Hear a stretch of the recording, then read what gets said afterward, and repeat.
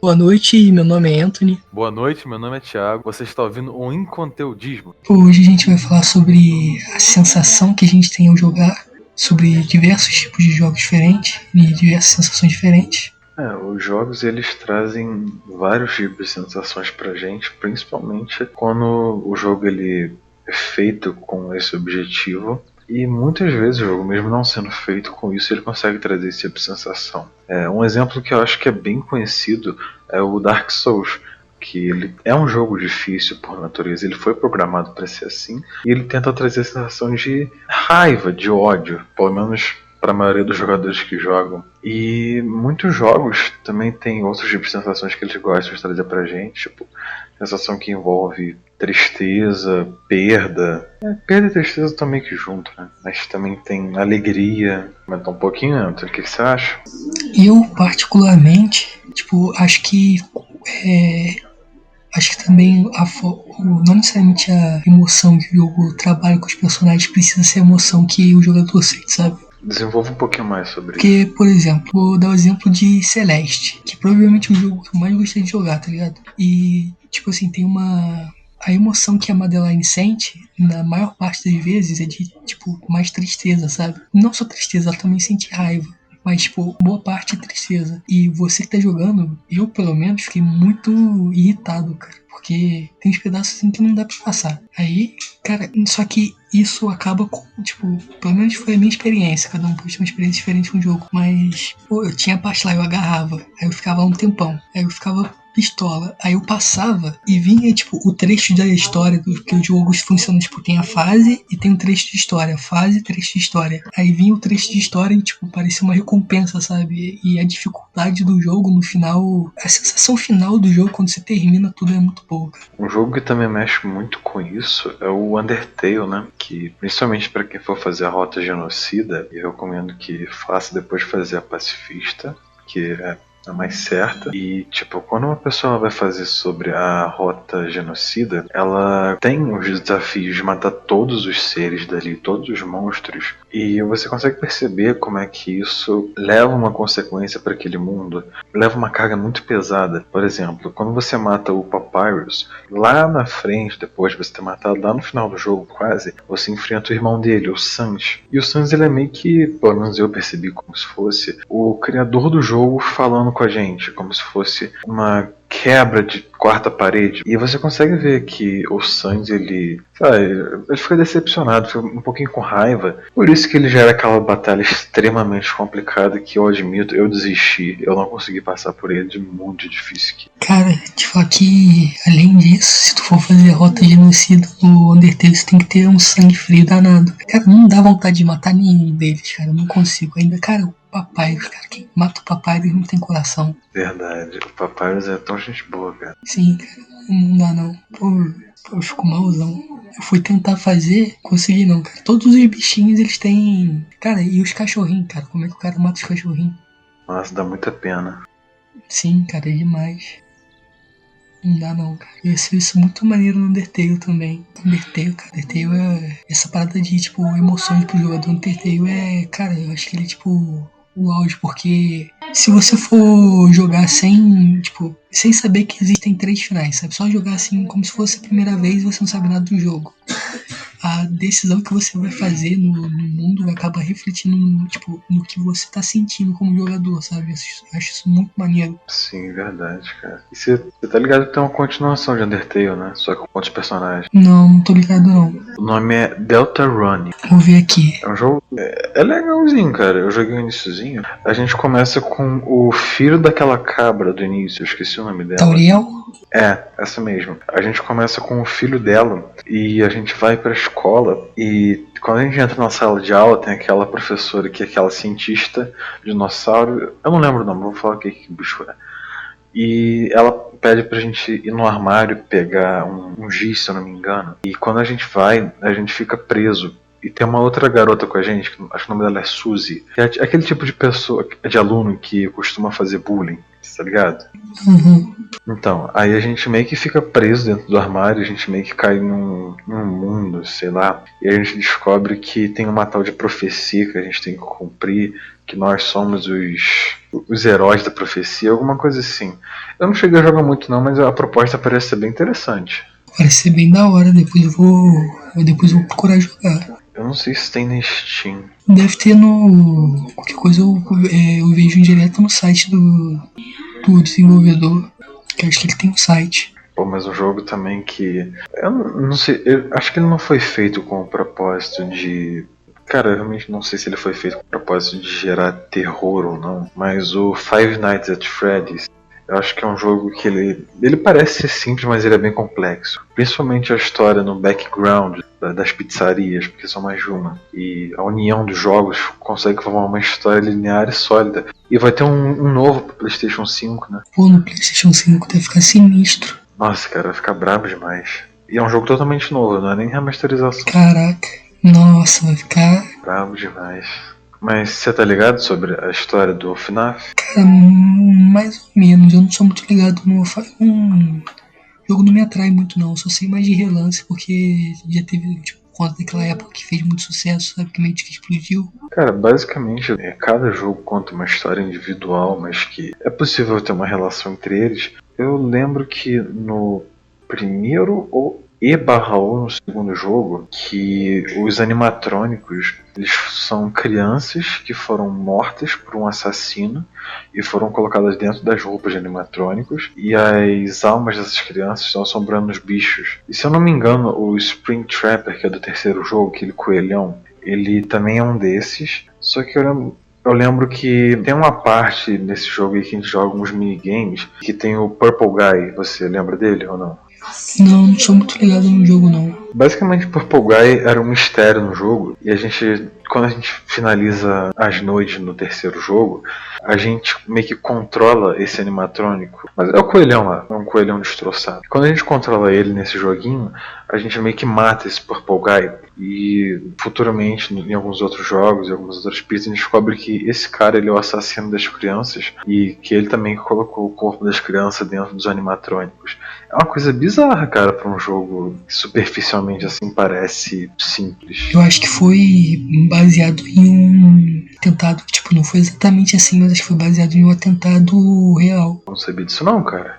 Assim, eu não sei se é verdade, mas teve, tipo, tem umas teorias aí que falam até foi tipo uma loja de pizza que tinha animatrônicos também, mesma cor, tipo, idêntico assim. Eu não sei exatamente os detalhes, cara, mas falam que é de um atentado real. Cara, que bizarro. Demais. Eu sei que não tem muito a ver com o assunto, mas eu acabei de lembrar que eu vi uma pesquisa falando que a gente cruza durante a nossa vida toda com cerca de 37 assassinos que a gente meio que cruza na rua ou conversa. Cara, é uma coisa um pouquinho assustadora, né? É estranho demais, é bizarro. Pô, imagina a pessoa que tá do seu lado, sei lá, algum dia ainda vai matar alguém.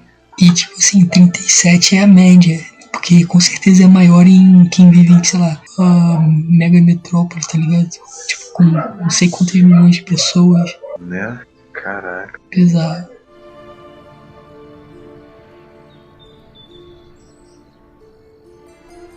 Às vezes eu fico com um pensamento meio fantasioso, por assim dizer, que eu sou uma pessoa que, você sabe, eu não gosto muito de política, mas eu consigo ver um grande potencial no Brasil para qualquer coisa que eles queiram fazer, mas principalmente no desenvolvimento de jogos. Teve um cara que ele estava botando naqueles sites para conseguir arrecadação para produzir jogo. O cara ele basicamente construiu um GTA V no Brasil, só que nas favelas. Rising Oblivion? Eu não lembro o nome do jogo. Eu acho que é, cara. Porque eu sei que o cara do Rising Oblivion, cara, a história deles, eles foram no Flow. E, tipo, a proposta é como se fosse, cara, é uma mistura de Battle Royale com um jogo de sobrevivência online, sabe? Eu acho que é esse. Então, o nome do jogo é Rising Oblivion, que é a abreviação Rio.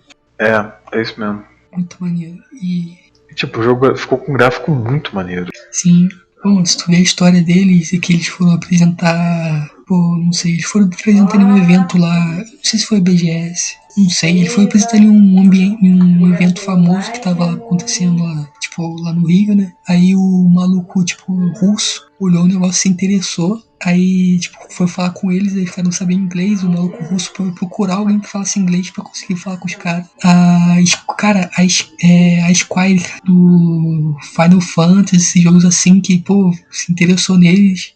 Caramba, caraca, pegou um pessoal grande, hein? Sim, os caras são brabo. Não sei se tu sabe, mas tá ligado que o cara que trabalhou no design do Kratos no God of War 4 foi um brasileiro. Ah, isso eu tô ligado. Pô, e você viu que vai ter o novo God of War? Vai? Pô, não fiquei sabendo não. É o Ragnarok. Confirmaram no evento da Sony, que mostrava o PlayStation 5. Caraca, vai ser outro também. Eu tô torcendo pra que tenha pro PS4 também, porque PS5 tá longe de vista por um bom tempo.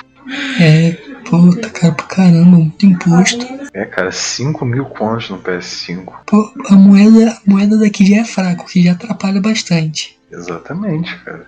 Eu tenho 50 mil impostos. Aí que não dá mesmo não. E tipo assim, o Brasil, ele é um dos maiores mercados consumidores de jogos do mundo. É verdade, cara. E eu, se eu não me engano, começou por conta da geração lá do PlayStation 2, que tipo, era tudo pirateado, aí o cara comprava o PlayStation 2 baratinho, jogos baratinho também. Aí tipo, a geração que jogou o PlayStation 2 cresceu e continuou jogando, tá ligado? Aí isso fez o mercado consumidor de jogos do Brasil ser muito grande, só que tudo é muito caro, então é meio complicado. Pois é, cara. E os jogos agora também ficaram mais caros ainda. O jogo base na geração de agora, tipo, em preço de lançamento, é em torno de R$250 no console atual, no PS4 e Xbox One. E pelo que eu vi, no próximo console vai ser R$350 o jogo. Caraca, não dá não. Não dá, cara. O Brasil vai ter que mudar radicalmente. Porque como você disse, tem um grande mercado de jogo. Dá pra conseguir muito dinheiro com esse mercado se for bem explorado. Só que a questão é que os políticos estão abusando sobre isso, basicamente. Tentando extrair o máximo, mas não percebe que acaba extraindo o mínimo. Eu acredito até que se colocasse tipo um imposto baixinho, tipo, sei lá, 1%, ia vender muito mais e talvez arrecadariam bem mais imposto com o jogo do que eles estão arrecadando agora, porque, Com certeza, cara, com certeza. cara, não dá pra jogar. Aposto que não a maioria, mas aposto que boa parte do pessoal que joga tem dado um jeito de piratear, cara, porque é muito caro. Eu tenho que admitir que no PC eu baixo muito jogo pirata, cara, porque se eu for ficar comprando toda hora, não dá. Não dá mesmo não. É por isso que eu não jogo nenhum jogo de lançamento, só jogo o jogo, tipo, esquecido que lançou uma promoção ou ficou de graça por um dia. Sim, é jogo assim que é bom, tipo Don't Starve, que a gente joga de vez em quando. Sim, não está, pô, Terraria também é um jogo fantástico. Terraria é maneiro. Você já jogou Terraria? Já joguei, pô, Terraria é muito da hora. A gente podia jogar um dia, cara, muito maneiro o jogo. Sim.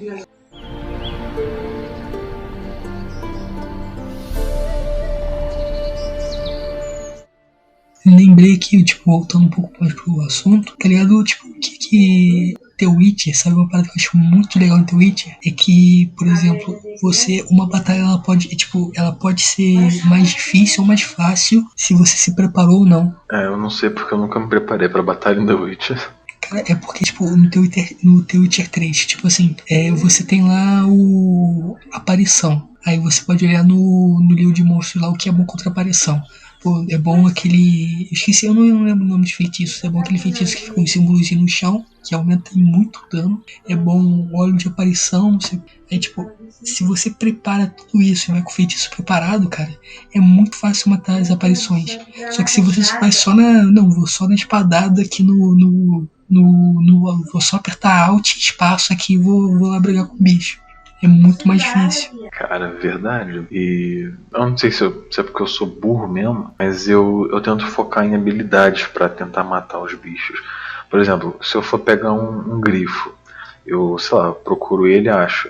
Eu tenho uma habilidade que pra mim é a habilidade mais roubada do jogo inteiro, que também a facilita muito, que é uma habilidade que, tipo, normalmente quando você come uma comida no jogo, você tem o poder de restauração por uns 10, 15 segundos. Só que essa habilidade, ela faz você ter o poder de restauração de vida consecutivamente, assim, por cerca de 20 minutos na vida real. Ou seja, você tiver com essa habilidade equipada, se estiver lutando contra um bicho muito forte, se estiver tomando um pau, a única coisa que você tem que fazer, se você estiver quase morrendo, é só esquivar e esperar sua vida aumentar. Cara, isso é muito roubado. Isso é quebrado demais. Ainda mais se você usar aquele sinal que ele forma meio que um escudo protetor em você, que ele salva de um hit. Cara, isso é perfeito. Dá pra ganhar qualquer um. Sim, dá mesmo. Pô, eu quando eu vejo um bicho muito forte assim, eu preparo algumas bombas, eu compro um materialzinho lá, faço algumas bombas, vejo aqui o que é forte contra o bicho. Eu fico me preparando mesmo pra cada bicho assim mais forte. Tipo, se eu não vou me preparar pra brigar com carniçal é fácil. Todo bicho que seria, tipo, não necessariamente um boss, mas quase um boss ou um boss, eu fico um tempo me preparando, pegando os negócios, fazendo de parada, eu acho isso muito maneiro. Engraçado que já faz 5 anos que The Witcher lançou e ainda continua sendo um dos jogos mais bonitos que tem. A natureza do jogo é muito linda, cara. Sim. Cara, mergulhar, tem uma parte do lago, tipo, no rio que se mergulha, que o chão é todo verde. Cara, é muito bonito. Verdade. Nem parece que faz 5 anos já, né, que lançou Geraldão. Não parece não. Grande Geraldão. Foi aqueles memes dele com o Shrek, cara. Aquilo é. Tipo, não ele, mas tipo, o Henry Cavill no papel de The Witcher com o Shrek. Aquilo, nossa, a melhor coisa do mundo. A melhor foto que alguém já viu no mundo foi essa. Sim, nossa, demais, cara. O Geraldão e o Shrek.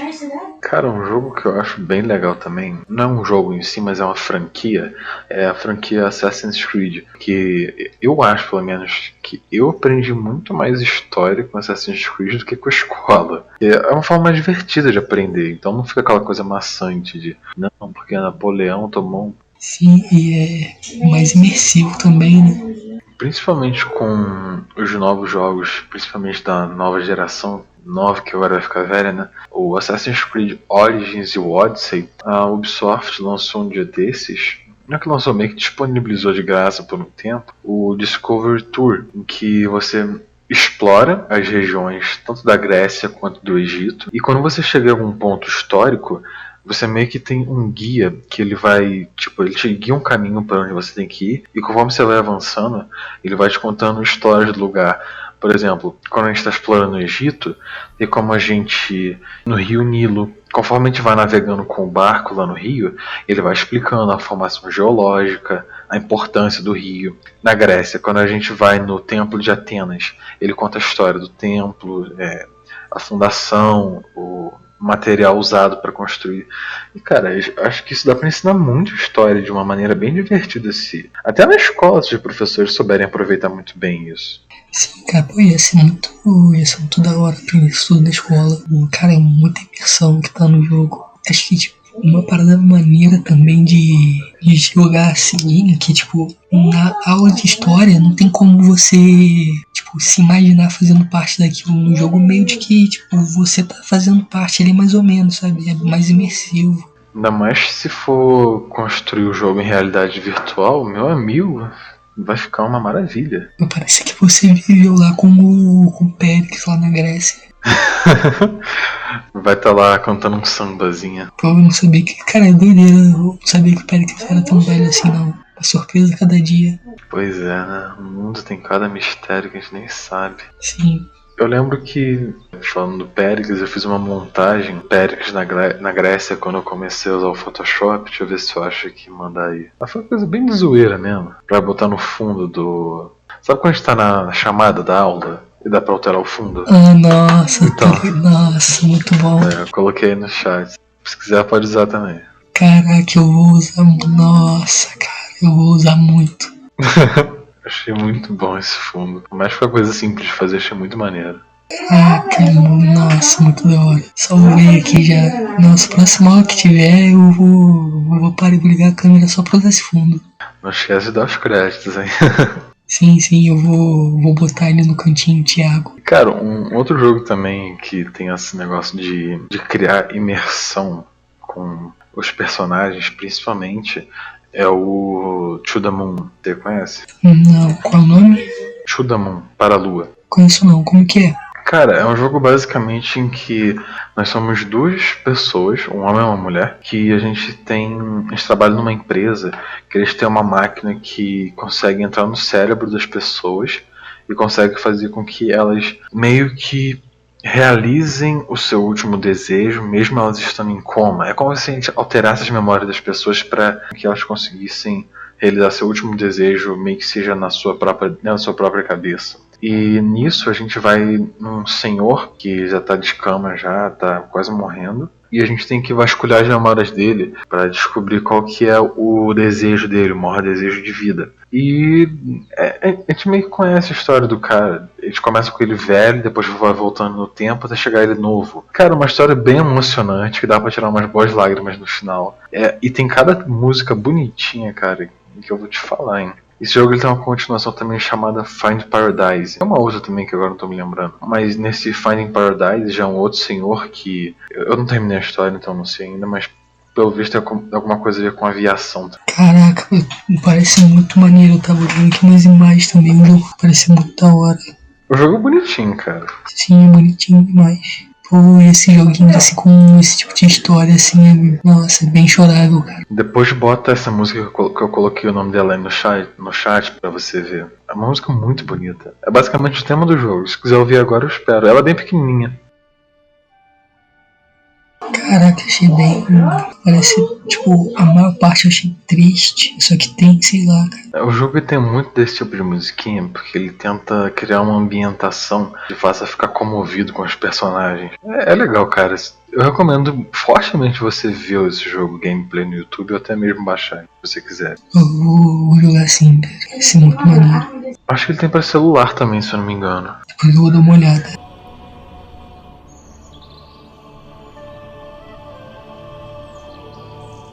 Agora me bateu uma dúvida aqui, seria uma boa pergunta.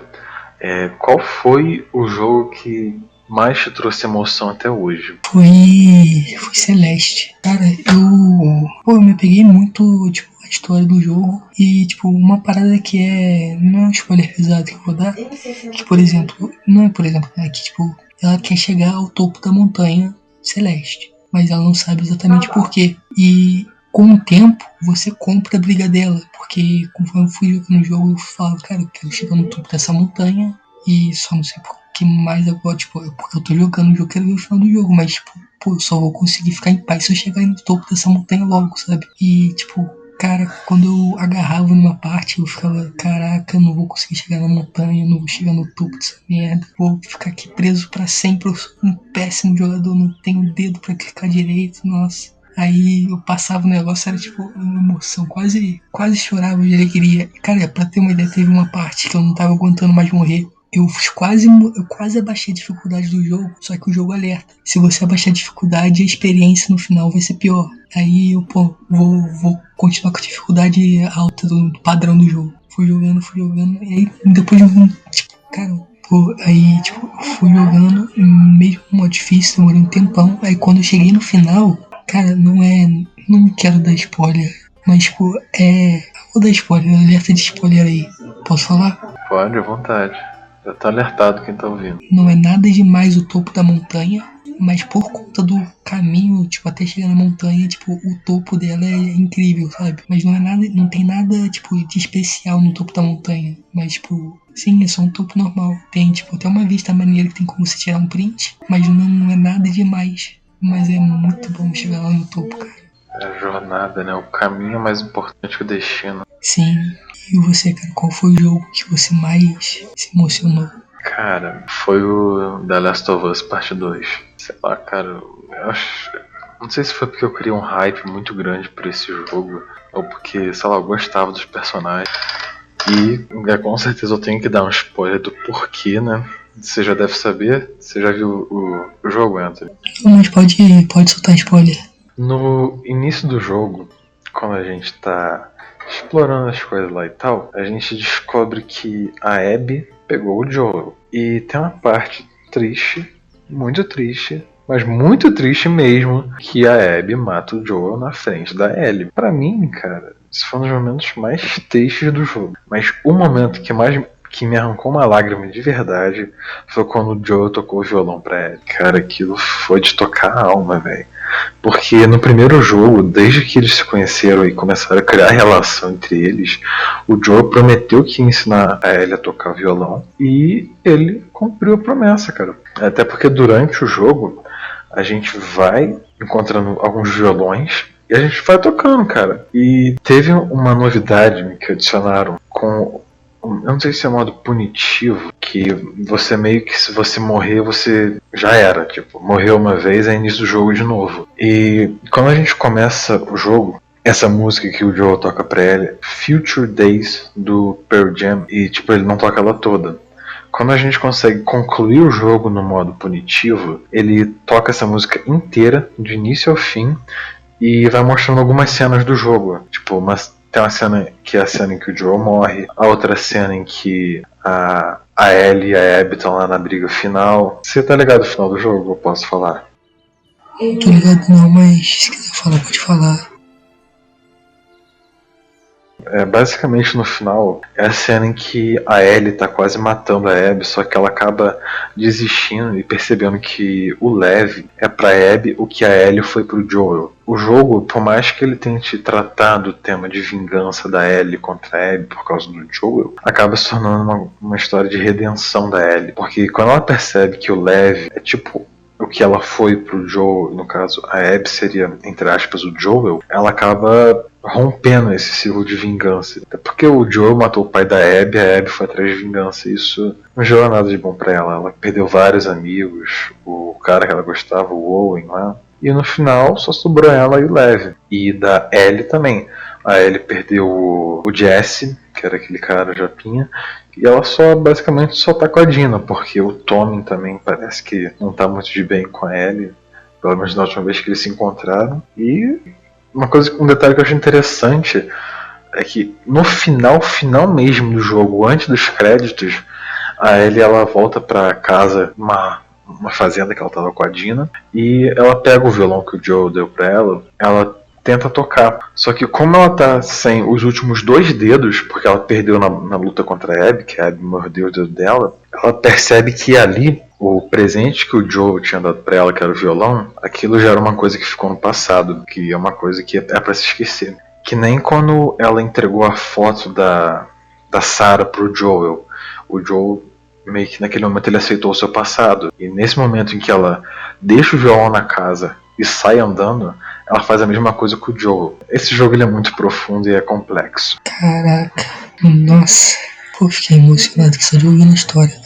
E os gráficos bonitos, cara, só melhora tudo. Tem muito jogo que vale a pena ser jogado. Muito mesmo. Pra você, esse jogo, o The Last of Us Part 2, pode ser considerado o melhor jogo da geração? Pra mim, na minha opinião, eu acho que sim. Ele rivaliza bastante, na minha opinião, com o Red Dead Redemption 2, que também tem uma história excelente de boa, e também rivaliza com God of War, só que eu acho que o Red Dead ganha do God of War e o The Last do Red Dead. Isso é opinião pessoal mesmo, mas eu considero sim o melhor jogo da geração. E você, qual que você acha que é? Eu não sou muito loucamente essas coisas não, eu não tenho uma opinião muito formada disso. Eu só sei uma coisa, só. Na minha opinião, o Warfare 4 é melhor que Red Dead Redemption 2. Eu lembro que a gente já chegou a comentar um pouquinho sobre isso antigamente, né? Sim, jogo de cowboy, porque na época do Game of the Year, acho que 2018, nem lembro mais, o pessoal ficava falando que os cowboys estavam pistola na internet. Cara, God of War, é um jogo excelente. Eu não tenho o que reclamar do jogo, foi um dos melhores que eu já joguei até hoje. Mas eu ainda preferi um pouquinho mais a história do Red Dead, que eu não sei se é porque eu não tive muito contato com os God of War antigos. Eu joguei o 3, o 2 e o 1 não cheguei a jogar, mas eu conheço a história. E o Red Dead 2 eu também cheguei a jogar um pouquinho só do 1. Mas eu achei o 2 mais fantástico porque, sei lá, eu vi até um cara falando, não lembro quem que foi, mas que pelos trailers do jogo, o Arthur Morgan, que é o personagem principal, ele parecia ser um personagem totalmente descartável como personagem de história principal. Só que quando se joga esse jogo, cara, se você, não sei se a pessoa que pegou o caminho de se continuar sendo ruim, não sei se você vai sentir o que eu senti, mas conforme você vai evoluindo no jogo, Quando o Arthur ele descobre que está com tuberculose, pelo caminho bom de ser honroso com as pessoas, você meio que vai tentar se redimir por tudo que você fez de errado na sua vida, e o seu ato final de vida é basicamente salvar o John Marston, que é um cara que no início do jogo ele tinha meio que uma rixa com o Arthur, só que mesmo assim eles eram grandes amigos. E eu acho que essa evolução do Arthur como personagem é muito fantástica, porque mesmo ele continuando sendo daquele jeito bruto dele, ele não é mais uma pessoa ruim. Nesse sentido, Red Dead Redemption 2 é muito bom mesmo. Até porque também o God of War ele é mais linear, muito mais linear. Essa parada do Red. Mas o God of War também é um jogo excelente, tá no meu top 3 também. Sei lá, eu acho que eu gosto mais dele, mais por nostalgia mesmo. E tipo, tem também a parte do... É maneiro você imaginar que o Baldur é basicamente o Kratos, só que em outra era, sabe? Cara, eu não sei se dá pra comparar exatamente o Baldur com o Kratos, porque o Kratos ele meio que perdeu a família toda, e o Baldur ele só teve uma maldição pra ele não poder sentir nada. Não, tipo, não exatamente igual por ter acontecido exatamente a mesma coisa, mas igual porque os dois estavam com o mesmo objetivo de vingança e, tipo, estavam nem aí pra mais nada, sabe? Os dois se cegaram pela vingança, os dois são muito violentos. A condição que levou os dois a fazer o que eles fizeram foi diferente. Só que, tipo, o jeito que os dois agiram foram iguais. Porque é muito difícil você também dizer que o Kratos estava certo. Olha quanta gente ele, tipo, matou indiretamente. Pô, mano, quando o Poseidon morre e começa a inundar a parada toda, cara, dá uma merda danada. O cara nem aí, ele só queria a vingança dele. O Baldur ia seguir por esse mesmo caminho se o Kratos não tivesse parado ele. Cara, eu acho que, sei lá, o Baldur, por mais que ele tenha um caminho de vingança, eu acho que ele só tinha uma rixa forte mesmo com a mãe dele, depois que ele descobriu que foi ela que jogou aquele feitiço nele, mas talvez com Odin um pouquinho, mas Thor acho que não muito. Dá pra ver que eles não tinham uma relação muito boa, mas acho que não tem nada contra o Thor. Não, mas é que tipo, sei lá, ele matou, é porque, por exemplo, teoria, o Kratos só precisaria matar Zeus e ninguém mais. Só que não foi bem assim. Tipo, é como se fosse você mata, depois que você mata o primeiro, tipo, não tem como parar mais, porque a morte de um deus vai puxando a morte de outro. Porque Freya, ela não é, tipo, a mãe de um único. Assim, não sei se iam apresentar mais deuses, não sei. Mas, tipo, ela não é mãe só de Baldur. Sem falar que, tipo, por exemplo, Baldur é filho dela com Odin. Será que Odin ia ficar satisfeito com a morte dela? Aí não ia ter outra briga, tipo, rixa de pai e filho? Será que, tipo, outros deuses não ficariam só irritados com ele só por ele ter matado um deus do mesmo... Eu esqueci os nomes da... Tipo, eles têm os Aesiros, não sei o que lá. Eu esqueci o nome desse negócio. Vanir. Isso, tipo, do mesmo coisa, sabe? Entende? E puxar um ciclo a mais. É por isso que, tipo, no final, o final de God of War eu achei meio mais ou menos, porque eu acho que deixou isso, tipo, muito... Acho que forçou um pouco querer deixar essa ideia por conta do diálogo. Acho que ficou assim também um pouquinho. Só que eu acho que o final do God of War não foi muito pra... Tipo, além de ser pra falar sobre isso, acho que foi também pra desenvolver um pouquinho mais do Atreus. Como é que vai ser aquela cena final na casa deles com o Thor, pra mostrar que Thor agora tá vindo atrás do Kratos. A gente não sabe porquê, mas vai descobrir ano que vem, porque o jogo sai ano que vem. Vai ser um absurdo de caro, mas... Eu acho que é pra vingar a morte do irmão. Cara, eu acho que tá mais pra morte dos filhos. Tanto do Magni quanto do Mod. Pode ser filhos, pode ser também. Mas eu também não sei muito bem, cara, porque depois que o Kratos matou um deles, acho que foi o Magni, eu não lembro, é o loirinho. Tem o loirinho e tem o de cabelo castanho. Depois que o Kratos matou o loirinho, o outro, ele foi falar com o Thor, que o Kratos tinha feito aquilo, e a única coisa que o Thor fez foi descer o cacete nele, porque ele deixou o irmão ser morto. Então eu não sei se ele realmente tá ali por vingança dos filhos ou por algum outro interesse. Não sei, talvez alguma coisa com o machado Leviatã, ou talvez com o próprio Atreus, que é o Loki, né? Então... Aí ele quer buscar vingança só porque o Kratos falou que o Thor era um idiota. Cara, mas acho que só tava o Mimir e o Atreus com ele, acho que ninguém mais ouviu também. Ah, mas o Odin também tem ouvido em todo canto, né? Sim, manda um corvinho daquele maroto. Seria um plot interessante. O cara buscando briga porque o cara chama ele de idiota. Mas seria uma masculinidade extremamente fraca, né? Do Thor.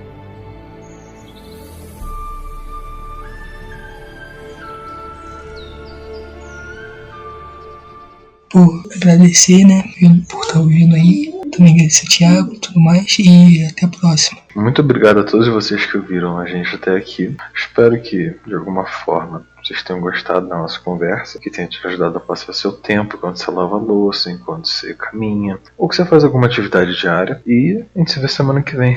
Valeu, gente linda. Até!